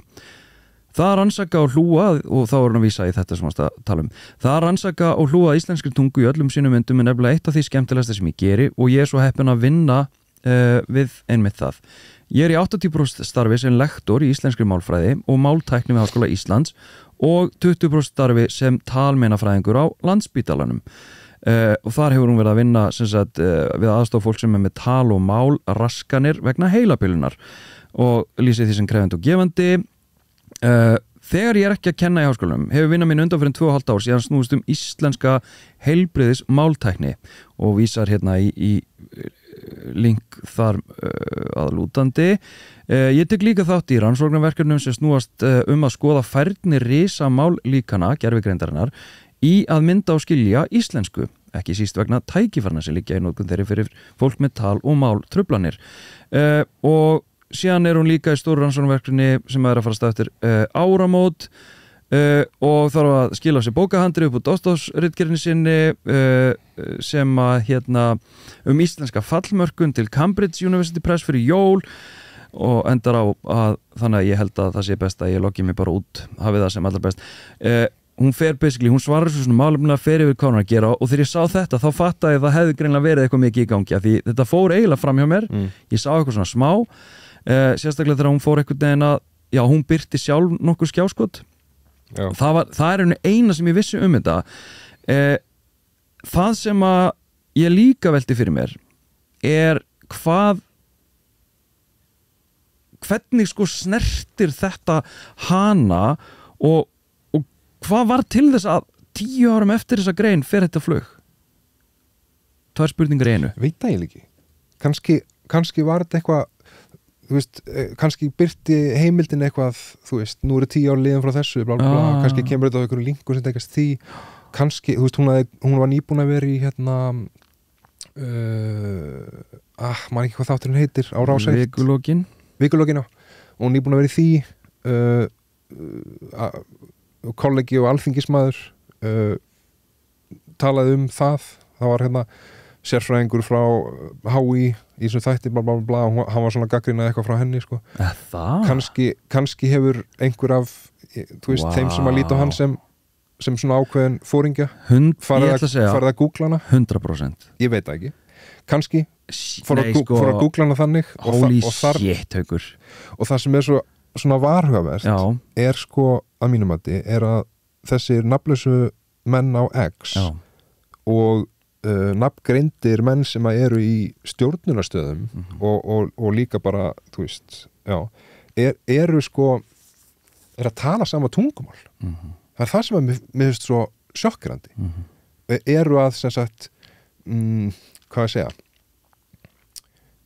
þeir eru að hérna þeir eru að tala svolítið sama tungumálið og hérna þetta rímar óþægilega vel þó svo að öðrum megin við borðið síðan náttúrulega mjög svona svolítið svona prúðbúin útgáfa sko. og ég að því varst að spyrja mig hvernig mér líður og hvað ég hugsa á sliðis svo spyrir ég líka korunæðina ég melti það aðeins líka og við töluðum líka þetta líka ég og Íris sko, og það kannski rímar líka bara svolítið það sem við vorum að tala og svona þáttin okkar og þetta er að sko við megum bara ekki svara í sem mynd megum ekki svara þessu hatri með hatri við eigum bara held ég svolítið að hérna, halda okkur á í svona hvað að segja í raunverulega heiminum en ekki heiminum sem að er verið að búa til og hérna ég held að sé sko ég held að sé gott og ég held að sé mikilvægt að varpa ljósi á það sem að er í gangi það er það sem að var gert þarna með þú veist til dæmis bara sína screenshot og bara segja fólki bara þú veist þetta er hluti af því sem er að gerast en alls ekki að blanda sér í umræðunar af því að það er það sem þessi menn vilja og það er verið að þú veist þetta er við vitum það alveg, þetta er fámennur hópur óþægilega samt stór já og þú veist, ég held að þessi svona hópar hafa alltaf verið til þeir eru búin að fá svolítið svona eins og Palli var að tala þegar hann kom til okkar þeir eru búin að fá svolítið svona veiðileyfi það er búin að gefa út svona leyfi það má alveg tala svona núna og hérna ég held að sé, það sem ég ætla að segja ég held að sé gott að fólk viti að því hvað er í gangi en við förum ekki á það level skilur við, það er ekki hægt það er ekki hægt og náttúrulega það er ekki hægt að tala við hvað að segja þeir eru ekki að biðja samtal það sem ég er að tala sko. það er ekki það sem er í gangi sko. Nei, ég held ekki mér finnst Viðbröð Írisar hafa verið bara í rauninni hárrétt bara eina sem að hægt var að gera rétt í stöðunni og það var í rauninni að lofta út þar að segja sína skjáskotin bara svona opna gluggan gjör svo vel, þetta er í gangi og síðan bara gefa svona í rauninni gaggræðu sko í rauninni veitt hún hérna annað sjónarmið bauð upp á það þannig að hún beitti hálfgerðir gaggræðu þegar hún var að útskýra rauninni hvað hennar starf felst í og hvað hún hefur að gera og svo framvegis sem að mér þetta tvent var bara sérstaklega vel gert og svo náttúrulega líka hún fyndin, þannig að hún var líka hann í mildtíðin með hæðin pistil sem var gott, en ég verð aðeins að staldra við Haukur, ég veit að þér illa við það ekki gera það þá, ef þú veist mér illa við það eða þú veist, almennt ég ætla að bæta einu við það því að það tengist þér sem varst að tala okay. Að sko hún var líka í þessum pistli að og umræðum svona í kjölfarið af þeim, þá var hún líka bara að benda á sko að þetta sem ég var aðeins að tala um á hana, þessi flokkur á þingi og þessi hópur á X það eru ykkur óþægileg tengslan á milli sko og þú veist við erum með ónefndan alþingismann sem er að followa nokkra af svona hvað við segja svona hörðustu ég veit ekki hvað þú vilt kalla það en held ég bara kalla það nínasista svona hörðustu nínasistunum á X og ég veit að það er ekki þú veist, þó svo follower eitthvað þá þýðir það ekki og sért sammála öllu sem að viðkomandi segir en þegar þú follower ekkert sérstaklega marga og þetta er hluti af þeim sem þú velur þá það samt svona ég veit ekki, það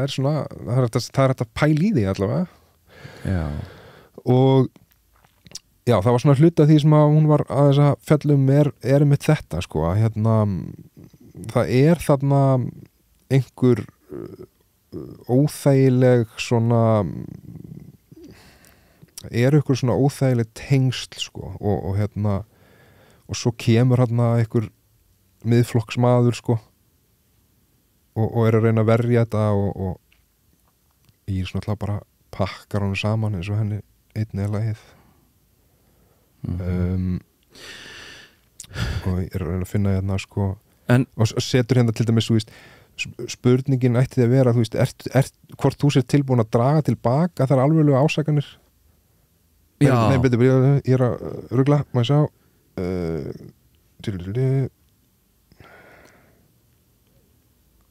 já, hún spyr getur þú sagt mér skýrt hér og nú að miðflokkurinn fordæmir afdráttarlaust málflutning þessara manna allra í skjáskotunum þar á meðal og nefnir hann nafngreinda sem að segja það sér og hann svarar þess ekki sko þannig að þú veist það er eins og þetta er maður sem ég held ég er ekki búin að fakttjekka þetta en hann allavega ég held hann hafi verið frambóðið eða sé hann er allavega í einhverju svona stöðu sko þú veist þannig að hann getur alveg að einhverju liti talað fyrir hönd flokksmanna þó svo hann sé ekki talsmaður flokksins skilur eða eitthvað whatever og það fæst ekki út úr hann þessi einföldu skilabóð bara getur þú fordæmt að þú veist, það sé tala svona gýðinga eða meinta gýðinga eða þú veist og það kemur ekkert sko nei, og hann svarar alveg sko en hann svarar þess ekki nei, mitt sko og það er, mér finnst þetta svona þú veist, ég velti bara fyrir mér sko hvað er verið að gera þarna, þú veist, er þetta meðvituð eða ómeðvituð tengsl við þessa hvað hefur að kalla þetta þennan hóp manna yfirleitt nafnlausra á X en samt ekki bara nafnlausra og þeir sem eru ekki nafnlausir þú veist, við sjáum þá við sjáum þá á myndum á einhverjum samkomum hjá miðflokknum þeir láta taka myndir af sér með veist, varaformanni og formanni þetta er einhver svona kreðsa sko sem að maður getur ekki alltaf skilið í tvennt bara nákvæmlega hverjir eru hvoru megin sko nei og það sem þú sagðir aðan þegar ég spurði sko hvað heldur að hafi í rauninni tryggur að þetta fór í aftur í umræðina og var það einhverju greinin hennar fyrir 10 árum síðan og þú svona nefnir eitthvað sem að þér getur dottið í hug meðal annars það að einhver sem er kjörinn þingmaður er að gagnrýna hennar málflutning í vikulokunum og stuttu seinna eða strax í kjölfarið gerist þetta sko ég ætla ekki 100% að lofa að því ekki bara að tjekka á því hvort það hefur gerst á undan en þetta var held ég á sama degi sko. Já, en þetta allavega það, þú veist það fólk sem andvaralaust ætla ég að segja, sem ekki að átta sig á því sem hefur verið að gerast og að gerast, þetta momentum í auknu hatri og í raun eftirspurn eftir hatri, eftirspurn eftir einhvers konar svona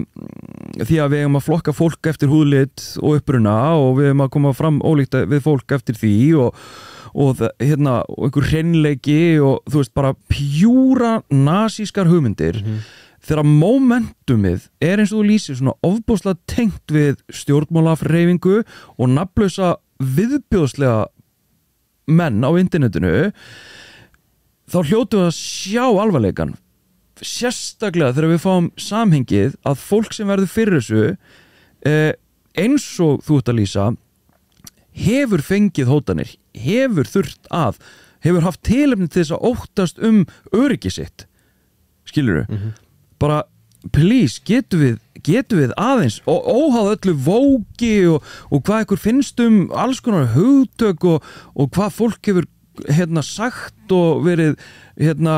dónalegt og eitthvað bara í alveg getum við please aðeins fatta þetta Já, það sem að mér finnst líka sko nýtt í þessu að því að eins og ég var að nefna áðan þú veist, ég hef ég er réttlætis riddari eins og ég kallaði sko, þú veist, ok ég er búin að opinbera það mjög oft og oft með mjög hispurslausum hætti að mér finnist að annað en ég já, að mér finnist allt í lagi að það komi fólkingað sem að við þurfum að veita skjól eða mér finnist allt í lagi að vinur minn segir mér að hún sé trans og ég þurfa að kalla hann öðru nafni hér eftir að ég fari ekki bara í eitthvað kast yfir því skiluru og að mér finnist allt í lagi að konur fá að gera hitt og þetta þetta fer rosalega fyrir brjósti á mörgum og og mér finna ok, þú veist, það er eitt en þarna í þessu tilfelli erum við með konuna mína sem hefur ekki verið í þessum pakka hún hefur ekki talað á þessum nótum eins og ég verið hálfviti á internetinu skilur hún er fyrst og fremst fræðimaður fyrst og fremst bara í akademíu og hún skrifar grein fyrir 10 árum eða 2 greinar þetta mál og hún stendur við þær en það er ein setning sem er yfirstrikuð í þessum skjáskotum hjá þessum gæjum sko, þeir taka skjáskot og yfirstrika eða svo sem byrjar á þessu og sem að þeir túlka á svona ævintýralega undarlegan hátt Já, þegar það dreigið álíktana, það er svo dásanlegt sko. Já, án þess að lesa samingi sko. En það er það eina sem hún hefur innan gæsalappa til saka unnið það eina og það verður til þess að það kemur hólskefla af rosalegum kommentum ég las brot af því áðan þá er hún bara orðin þessi viðbjóður fólk hatar hana ekki nóg mikið svo bara gýðingur það var, ég er að ljúga, það er önnur nafngreind það er kona sem hefur hefur unnið í fjölmiðlum fjölmiðlum mennur sem að talar hana sem Nóenstein og sem gýðing sko og snill og þá svona, þú veist, þá fer maður bara að velta fyrir sér sko þetta hatur þetta er ekki byggt á gjörðum hennar þessi eina lína sem er yfirstrikuð og er notuð, hún er tilli ástæða að mínum mati fyrir því að geta úðað hatri yfir gyðinga útlendinga á Íslandi sem hún tæknilega séð þó svo hún hafi íslenska forsögu áður en hún fæðist og þó svo að hún hafi komið til Íslands 5 ára gömul hún þá allt í einu gyðingur frá Frakklandi sem að hefur ekkert að gera í íslensku deild HÍ þó svo að hún hafi gert sko þú veist, hvernig maður að orða þetta hún hefur gert hluti ok, ég pínu, ég er ekki alveg hlutlaus en sko hún hefur gert hluti fyrir íslensku og okkar samfélag sem eru svo stórir og magnaðir að sumir af þessum mönnum myndi ekki einu sinni skilja það þó svo að veri matað onni á með teskið sko. Og Nei, ég meina og bara lokapunkturinn er sko bara hatrið kraumar og það þarf eiginlega ekki ástæðu til þess að því sé hleypt upp. Nei, það bara tóna við hatrið. Ég held að það sé gott að við vitum af þessari umræðu af því að hana ber að varast. Já. Af því að þarna það er verið að espa fólk upp, það er verið að kalla á fólk, það er verið að segja eins og hann skrifar bara orðrétt svo ég er ekki með akkurat fyrir frá mig núna þannig að okay, ekki alveg árétt kannski hann skrifar bara kæru föðurlandsvinir bara nú er tíminn til þess að gefa í hann skrifar á þessum nótum nú er tíminn til þess að við förum af fullum þunga í umræðina Já, og þið hatið þetta fólk ekki nógu mikið einmitt. Og svo var einhver að bregðast við einhverju að sama meiði sem að mér minnir að hafi verið tengt miðflokknum líka sem að svarar eitthvað ekki láti ykkur bregða ef að ykkur verður svarað í sömu mynd og það var sérst frétt sem var fyrir kollega okkar Snorra Másson þingmann miðflokksins vísibirti frétt það sem að myndina með barninans á myndinni og þá vildi einhver meina að þetta væri stríðsyfirlýsing vísis og þeim ætti ekki að láta sig bregða ef að þessu verði svarað. Það er rosa það er bara svona síðustu kannski ekki vikum jafnvel bara, en allavega á síðustu mánuðum þá held ég að þessi umræða eftir ég skoða þetta alveg bara það fór þarna heil dagur á okkar lífi í þetta það sem að ég var meðal annars að skoða þetta svona aðeins aftur í tíman og þetta er að ágerast alveg svakalega sko. Mjög rætt líka og ég held sko bara á hvað stað erum við að fara ég veit það ekki en pössum, þú veist, mitt svona take away eftir þetta er bara ekki taka þátt í þessum umræðum ekki fara á þetta plan ekki svara þessu hatri með hatri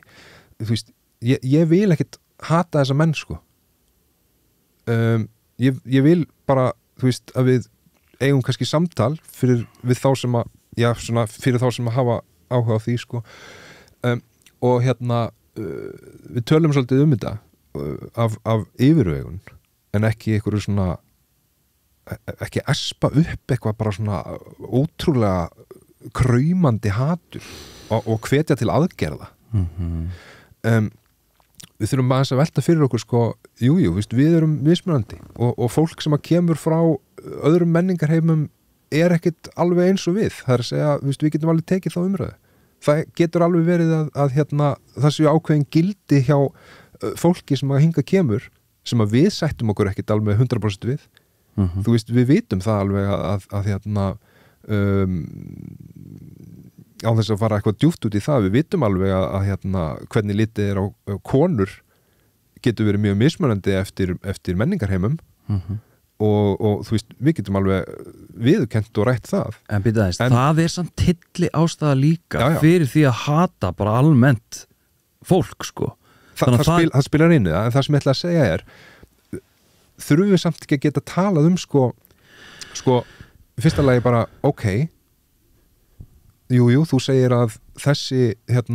sem komið frá þetta fólk sem kemur frá þessum löndum það hati samkynhneigða þú gerir það reyndar líka en önnur saga en hvað með sko hvað með að reyna að nálgast þetta þannig að við getum kannski samt alveg lifað saman á þessu landi og við getum kannski með því að útskúfa þeim ekki og einangra þau ekki deilt okkar gildum og líka bara gagnrýnt að þú veist við hérna ok, ég er að reyna að forðast umræðana við og þau en þú veist, erfitt kannski þegar maður er að tala um þetta á þessum nótum þú veist, við bara erum að tala um sko bara já, okkar gildi sko, þú veist vestrænu gildin Jú, þú veist já. Nei, meina, það er alveg að taka eitthvað samtal þetta þarf ekki að vera og akkur þarf þetta alltaf að vera svona ótrúlega klift og skorið og einfalt hjá þessum mönnum það er bara tvö kyn það er bara hvítt fólk og hitt fólk það er út af því Haukur, ég skal bara svara þér, ég skal bara segja þér það ég ætla bara að fullyrða það er vegna þess að fólk er ekki að bregðast við á skynsaman og hérna faktbeisaðan eða hvað sem er rökvísan hátt, það er að bregðast við frumtilfinningum ótta og hræðslu og reiði og hérna og þegar þú hræddur og reiður það er alltaf bara hrikalegt og fyrir það fyrsta en þessu hrædda og reiða fólki finnst ekki vera á sig hlusta og það er kannski eitthvað sem að við þurfum líka þess að pæli sko. Já, ég er nennið því samt ekki sko en hérna, nei sko af því að þetta, þú veist, ég veit það ekki það er bara það er önnur saga en það sem ég ætla að segja áðan er að ég hefði til dæmis bara svona að því að við erum að tala um sko hver er alvöru Íslendingur og ekki áðan, eða þeir hinnir og er einhvern veginn að vísi nafnið á Írisi og svona og hún sé íslensku dildin og eitthvað ég hefði aldrei vitað að Íris væri í alvörunni með sko raunveruleg tengsl við ef að segja uppruna sinn eða fjölskylduna sinna ég hafði ekki hugmynd um það nema út af því að ég heyrði hann að tala frönsku við son ykkar það var eina ástæðan ég held þetta nafn ég segi alltaf Nauenstein hvað segir maður? Nóenstein maður segir Nóenstein en þú veist líklega einkenningin er þetta hafi verið sko Nóenstechen og þegar að langa við er ekki með þetta alveg hreinu kom á höfnina, hann var ekki skrifandi sko og hérna hann átti að gefa upp nafni sitt þá bara giskaði svo sem skrifaði á að þetta væri svona og þar er henni nafni fyrst skrifað sko. Já, ég skil, ok að því ég ætla að segja sko að því að nú á ég Magga, ég á konu, hún heitir Hulda en hún heitir Hulda Tölkjas og það er út af því að afinar er ungverskur og hann er einn af fyrstu flóttamönnum sem koma til Íslands er að flýja stríð var fyrrandi hermaður þannig að sem sagt pabbi mömmu konuna minnar er í grunninn ungverji og Hulda ber nafnið Tölkjas út af honum Hulda tala samt ekki ungversku og skilur æfattur og ég held að þetta væri svona eins en hérna þetta er bara svo kjánuleg umræða sko hún alltaf er sko hún er hálf frönsk og hálf alls konar en frá pabbinar sko í augum þessara hóp sem að fyllist fyrirlitningu og hatur sko fyrir það að hún sé svona góð íslensku hvenar er þú veist að því að þau segast bara vera á móti hættulegu flóttafólki og innflytjendum sko ekki öllum ekki þeim sem aðlagast íslensku samfélagi og tala íslensku það er það sem þau segja sko, það er það sem þau segja þetta er sumt af þessu fólki vill samt talar um sko að við þurfum að passa okkur að blanda ekki blóði sko ég er ekkert að grínast þú veist, fólk þú veist, útskiptin miklu kenningin sem að hefur bæði verið mikið rædd af þessum mönnum á X og líka af ónefndum þingmanni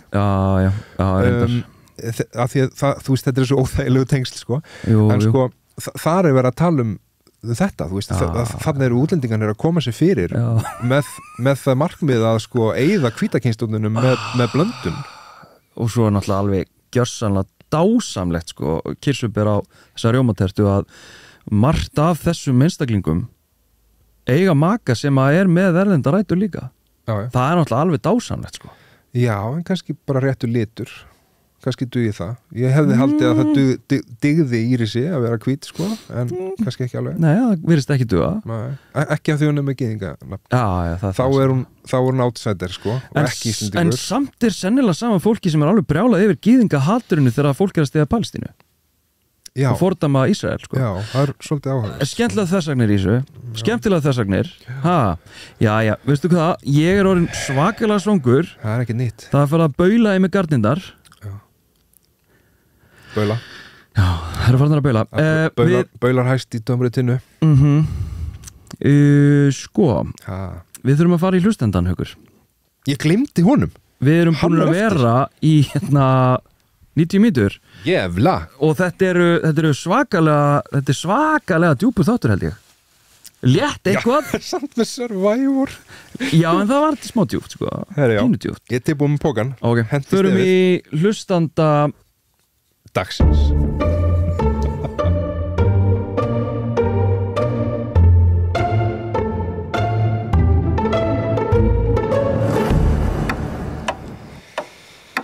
Jú Mínúturnar tifa Þetta er Já, tíminn er byrjaður Já. Fuck, ok, nei ég sagði ekki fuck, það má ekki segja fuck Bíp Þið yrðuð að velja að vera Max karlremba eða Max rasisti Hvort veljiði og færi rök fyrir því Kveðja sjómaður Þetta er mjög gott Byrju, heyrist ekki tikk Nei, ég bara lækkaði það svo þreytandi Það hafði það svona lágt Það var svona baku ykkur Svona? Já, eðum tími það Ok, þú ert að velja Þorsteinn Nei, þú máttu velja Ok, Max karlremba eða Max rasisti Já, bara ultra Vá Ég er búin að velja Á ég að velja fyrst Já Ég held þú muni velja það saman og ég Vá, þetta er Sko Ef ég hugsa ég ætla að taka þetta á eigin hagsmunasemum Já. Ég ætla að hugsa þannig að sko ég er alltaf að fara að eiga í samskiptum við fleiri konur en útlendinga Ok Ég get lokað mig út í hotni og verið nýr í kjallara að vera rosa reiður að tala um útlendinga Gengur reyndar ekki vel upp með eiginkona mína Já, ok Vesen Já, en ef ég ætla að koma ógeðslega fram við allar konur Ég sagði það ekki þá verður það örugglega svolítið erfiðara fyrir mig Nei, Max Ultra ef þú ert Max kallremba Já þá væntanlega kemur illa fram við konur Það? Er það ekki? Nei Nú? Ég Ertu bara kallremba online í þessu dæmi hérna? Nei, ég meina verstu kallrembunnar sem ég hef séð Já segjast elska konur Já, tala um þá típu Þú veist, þú ert samt Max kallremba Já. Þú þarft ekki einu svona endilega að beita ofbeldi, tel ég sko En ef þú ert ultra Max rasisti þú veist, þá ertu bara í þessum grúppum og þú veist, þú fyrirlítur alla útlensku einhvern veginn og hegðaði með þeim hætti en ef þú ert Max kallremba þá ertu bara svona eins og ég skil þetta sérstaklega karlægur og fullkomlega ómeðvitaður sjálfan þig og forréttindin náttúrulega við erum báðir kallrembur í grunninn þannig að við höfum ekkert langt að sækja það Nei, það er rétt Hitt er svolítið hitt er kannski svolítið annar pakki Já, það er aðeins svona nýrri held ég sko, því að það er svo auðvelt að alast upp sem kallremba bróvart og mjög auðvelt að vera ultra max eitthvað kallremba Já og þeir hafa komist upp með það mjög vel sko. Mér meina að Donald Trump er bara samt sko, ef þú ert Max kallremba ertu þá ekki svona manósbyr hérna sturlaður bara þú veist Jú, kannski bara allar konur eru bara þú veist, djöfullin sko Jú, kannski þær stjórna heiminum Ég ætla að vera þar með kynlífi og bla bla bla Já, ég er þar sko Ert þú þar? Já, ég er bara, af því að það er svo auðvelt sko Það er bæði auðvelt að bara sækja það Ég veist, ég þarf bara fara bara einhvern veginn eitthvað í baksöguna mína bara, og maxaðu upp sko og Já, ég held ég verði að vera þar sko og ég missi ekkert endilega sko svona félagslega virðingu eins mikið þó ef ég væri rasistinn Heldur ekki? Nei, ég held að við sem ennþá þar að við erum ekki alveg að fatta í rauninni hvað rasismin er hættulegur og hvað hann getur verið nálægt nasismannum æskilur Já, er bara komin þangað Já það er nýnasismi í blússandi uppsiglingu á Íslandi Já Þetta er ekkert flóknara en það Nei En ég er samt að segja að það er ég ætla að segja að það er við erum þó sem betur fyrir að segja almennt held ég svona pínu meira til í að svona, þetta nú soldið fordómafullt hérna þegar út á rasísku leveli en ef þú ert kallremba og þú veist hvernig þessar kettlingar eru já, þær eru náttúrulega, það geta ekki þessu gert svona bara eru þessar kettlingar Nei, það miklu samfélagslega samþyktara og meiri þess að hjá konum Herri, þú ert búin að selja mér þetta Við ætlum að vera kallrembur, max kallrembur Við getum ekki hugsað okkur að vera max Var það út ævina eða? Það stóð ekki, það stóð bara kveðja sjómaður Herri, við gerðum þetta Takk fyrir þetta sjómaður og við eigum ennþá 20 sekúndur eftir Já, gerum þáttinn lengri En ég held samt að það væri pínu gaman að vera bara max kallremba í smá stund Heldur það? Ég bara fá að leyfa sér bara Þetta svona pínu svo kannski fara bara Sorry, ég kemst ekki lengra með þetta búið Tíminn er búinn Við þökkum fyrir okkur Þakka þér fyrir Þorsteinn Já, sömuleiðis Ég þá gaman að vera með þetta Þetta var smá momentum hjá okkur Mér fannst það fallegt Mér fannst gott að vera með þér í dag Sömuleiðis Mér finnst ekki alltaf mjög gott að vera með þér Nei, mér finnst þú oft óþolandi sko Nei, það? Finnst þér það? Sorry Ætlarðu bara að búa til eitthvað bíf Ég held þú ætlaðir að nota þetta sem svona þátturinn er búinn Nei Að þú ert alltaf að býja til eitthvað svona fyndnu Herru, hvað segir þú að þú finnir momentið? Þið þarf að tegja mig í takkan Já, þá eru skiptið sæti Hvaða takk er það? Skiptið sæti Já Headphone mín hérna Já, takk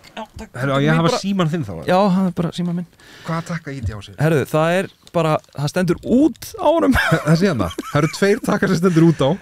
Já, það stendur hérna út og það stendur út Já, starra út, sko Djúvöldið með heyrnardóliðin lágt stilt Já Þessi hérna Já, þessi Já, ég skil Ok Jæja, Þorsteinn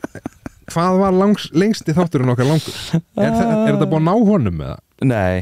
þetta er ekki búin að ná honum En djúvöld ertu, sko